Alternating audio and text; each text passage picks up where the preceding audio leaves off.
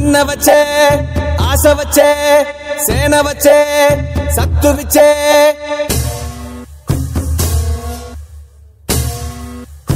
ఈరోజు బాధాకరమైనటువంటి విషయం పేకేటి వెంకటరమణ గారు ఒక 6 నెలల క్రితం యాక్సిడెంట్లో చనిపోవటం. ఇప్పుడు ఆ తల్లిని పలకరించి వచ్చాం. ఆవిడ ఇప్పుడు కూడా ఆ దుఃఖాన్ని దిగమింగుకోలేకపోతున్నారు.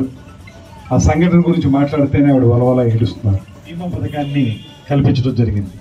ఇందులో మనం 500 రూపాయలే కడతాం, కానీ సగం మొత్తాన్ని పవన్ కళ్యాణ్ గారు స్వయంగా ఆయన జోబులోంచి తీసుకొచ్చి పెడుతున్నటువంటి సందర్భం కూడా మీకు గుర్తు చేస్తున్నాను.